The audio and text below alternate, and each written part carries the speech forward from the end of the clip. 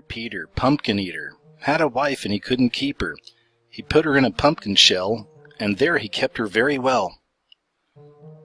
This nursery rhyme also has its roots in America, unlike most of them that started in England.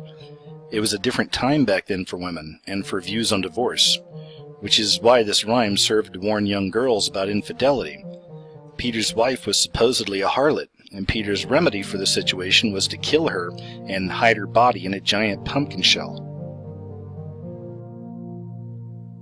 The Shadow is a bleak Hans Christian Andersen tale about a good-hearted writer who loses his shadow.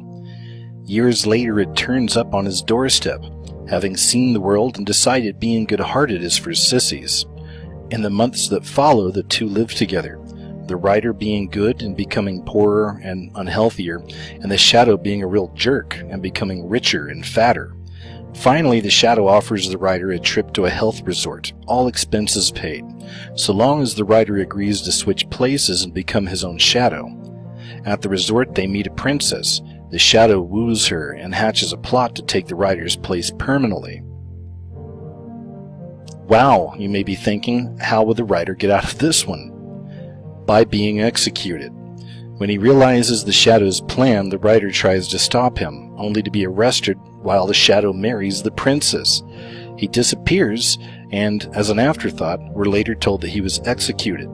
The good man dies, and the evil doppelganger gets to marry royalty and continue living large and being a jerk.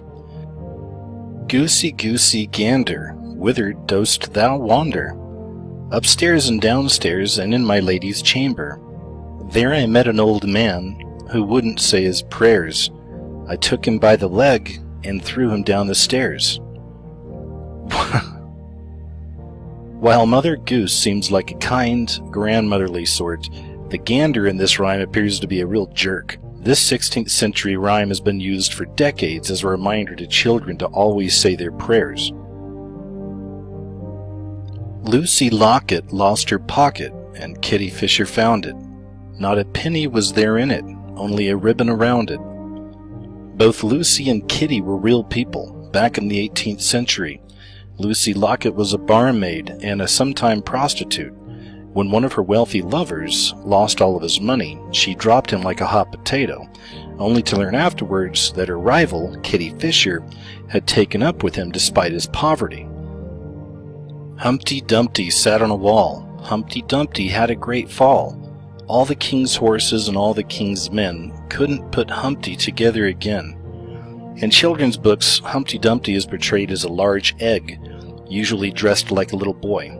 It's a sad story, as he gets busted up and nobody can fix him. However, the real story behind the rhyme dates back to the English Civil War. Humpty was a huge cannon mounted atop a high wall-like church tower. During the siege of Colchester, the tower was hit by enemy cannon fire and Humpty suffered a great fall. There was no fixing the cannon or the tower, and the Humpty Dumpty rhyme was then born. Georgie Porgy Pudding and Pie kissed all the girls and made them cry. When the boys came out to play, Georgie Porgy ran away. Georgie Porgy could have been one of two men, either George Villiers or Prince Regent George, 18th century. The first was an upstart who wormed or earned his way into the court of King James I. George Villiers was likely a bisexual who had an intense and fairly well-documented attachment to the king. King James was extremely fond of George and gave him money and titles. Now, while there is no sure definitive proof of a homosexual relationship between the two, King James's affection was without doubt. Either way, George still loved the ladies as well, and was rumored to be fond of seducing noblemen's wives, sometimes without the consent of the ladies in question. This fact, together with well-known and probably very necessary ability to avoid confrontation, makes him a very good fit for this particular nursery rhyme. As much as George Villiers may seem like the perfect candidate, many people believe that it was actually Prince Regent George. He was enormously fat and notoriously gluttonous. He couldn't fit regular clothes, but he certainly fits the rhyme. He wasn't the sharpest tool in the shed, but he definitely loved the ladies. The last couplet might refer to an incident where George attended a bare-knuckle boxing match, which left one contestant dead. He ran away and hid himself, afraid of a potential scandal. So Georgie Porgy is really a coward, a cad, and a glutton. Not exactly the best moral for your children, perhaps. Oranges and lemons.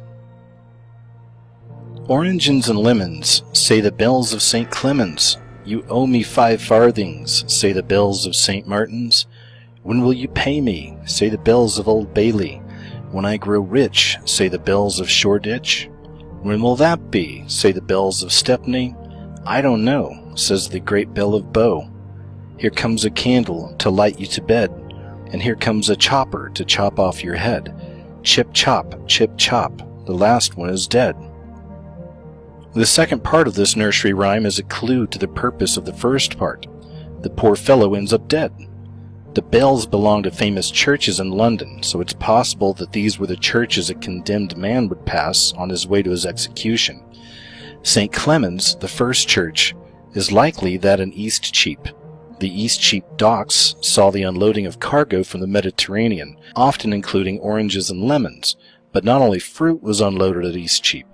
It was also the dock at which condemned men would disembark to begin their final journey. The Jew among thorns.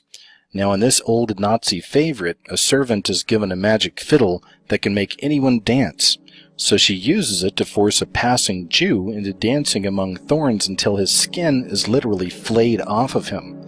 As justification for mutilating a complete stranger, the servant simply says, Jews have fleeced people often enough, and now the thorns shall do the same to you. And in this tale from 1001 Nights, called How Abu Hassan Break Wind, Abu Hassan gets drunk and accidentally lets one rip in a monumental way. Mortified, he runs away, only to be pursued across the world by his humiliation. A decade later, he emerges from hiding and makes his way back home to find his earth-shaking fart has gone down in history, and he's now a national laughingstock. Because that's the sort of message you want to send your kids. Mess up now, and people will laugh at you forever. Ring around the rosy, a pocket full of posies. Ashes, ashes, we all fall down. This rhyme dates back to the Great Plague of London in 1665. The symptoms of bubonic plague included a rosy red ring-shaped rash, which inspired the first line. It was believed that the disease was carried by bad smells, so people frequently carried pockets full of fresh herbs or posies. The ashes, ashes line is believed to refer to the cremation of the bodies of those who died from the plague. The Storks is actually an old fairy tale by Hans Christian Andersen, and it's all about arbitrary infanticide. The Storks starts out as a worthy successor to his ugly duckling. A bunch of baby storks are learning to fly, while the neighborhood children mock and jeer them. So what happens? Well, the storks stick it out. They learn to fly and rise, both literally and figuratively, above the bullion, right? Not exactly. It turns out that these are the same storks that bring babies. So when they've learned to fly, and it comes time to deliver some squealing infants, they make note of the kids who bullied them the worst, and they make sure and deliver them dead babies. Bear in mind, they do it specifically to take revenge, and the story clearly states that the kid that they're determined to traumatize in this case is only 6 years old. And then there's the story of Bluebeard. You know the story. A girl marries a guy with an all-over blue rinse who tells her she can go anywhere in the house except for the locked room. Because telling someone they can't do a specific thing is usually the easiest way to ensure they're going to actually do it.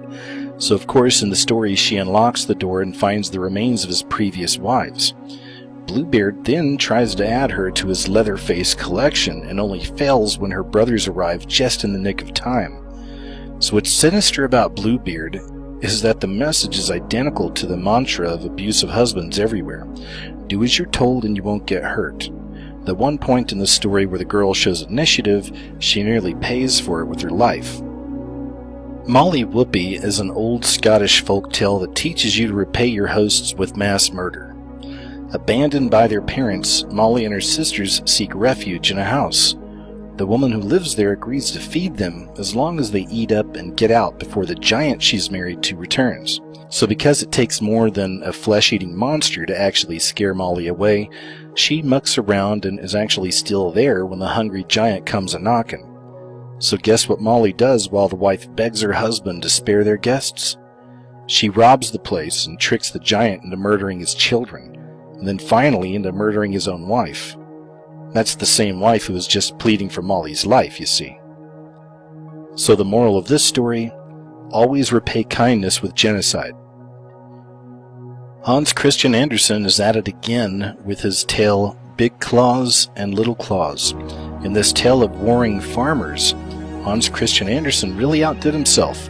Amidst all the carnage, one scene is conjured that almost makes the extortion, murder, and suicide of the rest of the story pale in comparison thanks to its disturbing overtones of necrophilia. So for reasons too complicated to explain, Big Claus wants to murder Little Claus. To this end, he waits until midnight, climbs through the window, and buries an axe in the human form resting in the bed. Looks like he succeeded, right? Well, until we discover that Little Claus isn't in the bed, because that's where he keeps his dead grandmother. Now, honestly, the amount of explanation we get is so sparse, we can only conclude the worst. So when Andersen mentions Little Claus sleeping in a chair beside the body, quote, as he had done many times before, the insinuation that Little Claus is the Norman Bates of fairy tales becomes pretty much overt. Mary, Mary, quite contrary, how does your garden grow? With silver bells and cockle shells, and pretty maids all in a row. This rhyme is reference to Bloody Mary. The garden refers to growing cemeteries as she filled them with Protestants. Silver bells and cockle shells were instruments of torture, and the maiden was a device used to behead people. So the version of Red Riding Hood we all know involves a big bad wolf eating a pensioner, eating her granddaughter, and then finally getting cut open by a woodsman. Now the older versions actually skip out the quote, cut open by a woodsman part, ending the tale with Red Riding Hood dead. But even older versions end with Red Riding Hood eating her grandmother, then doing a striptease. Early folk tales were often very sexual, and Red Riding Hood can be traced back to the 10th century. In some versions, she takes off her clothes and is actually eaten by the wolf, a metaphor, of course, for being raped. And in others, he starts some, shall we say, do-it-yourself, and she escapes. And yet others involve defecation. So what they all have in common is their utterly horrible moral. If someone murders your grandmother and tricks you into eating her remains, take off all your clothes.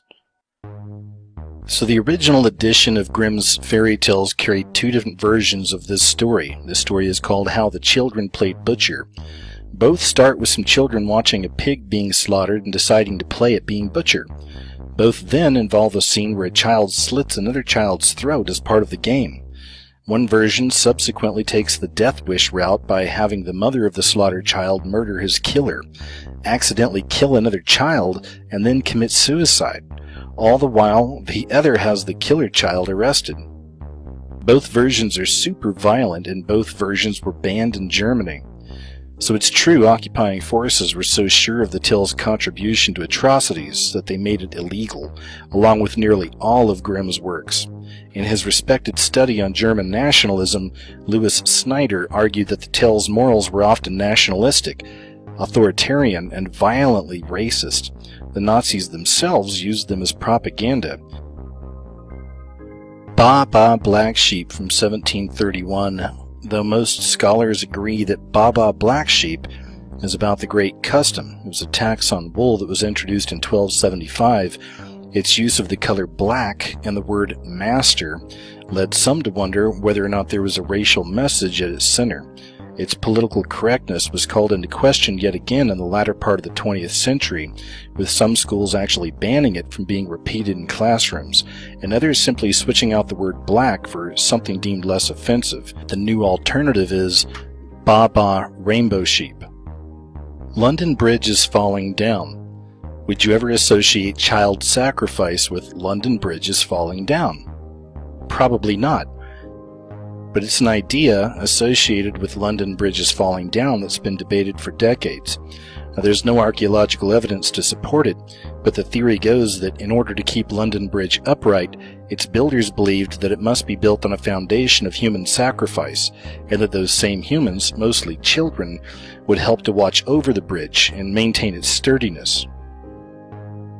Three Blind Mice comes to us from 1805, and of course it's yet another ode to Bloody Mary's reign, with the trio in question believed to be a group of Protestant bishops, Hugh Latimer, Nicholas Bradley, and the Archbishop of Canterbury, Thomas Cranmer, who all unsuccessfully conspired to overthrow the Queen and were burned at the stake for their heresy. There's also the story of the boy who went forth and learned what fear was. A young boy isn't scared of anything, so he goes out on a quest to try to find something that scares him. On the way, he breaks a priest's leg, sets a bunch of corpses on fire, stays in a haunted castle, stabs a bunch of cats to death, goes bowling with human skulls, and he beats an old man with an iron rod until he gives him all of his treasure. And then there's the story called Death's Messengers. Death throws down with a giant and gets his butt kicked. A young man helps Death up, and Death promises in return that while he must eventually take the young man, he will give the man fair warning before he does. So the young man becomes old, and then one day, from out of nowhere, Death shows up at the front door. The old man is mad, of course, because he didn't get any warning, but Death says, well, of course you did. You got old. And right there in front of him, the man dies. And who can forget the story, how the children played slaughter with one another. A couple of young boys see their father butchering a pig, and naturally they think, hey, we should do that. And the older boy cuts his brother's throat. Naturally, Mom is kind of pissed about this, and stabs the surviving son right in the heart. And then she remembers that she left the baby in the tub. Well, the baby drowns, and she hangs herself out of grief. About that time, Dad comes home from work to find his entire family dead, and he dies of grief. Then there's the story called The King of the Golden Mountain.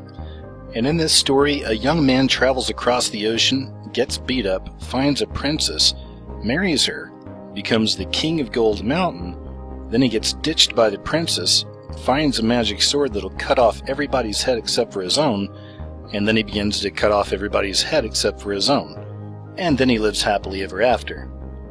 In the story, the mouse, the bird, and the sausage, a mouse, a bird, and a sausage live happily together in the woods.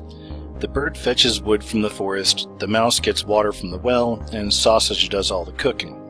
That is, until all the other birds make fun of Bird for presumably being a wood-fetching wuss. Bird's feelings are hurt, and he demands that they switch up jobs. Sausage goes to fetch the wood, but gets eaten by a dog in the forest. Bird tries to fetch the water, but drowns in the well, and Mouse burns himself alive trying to cook.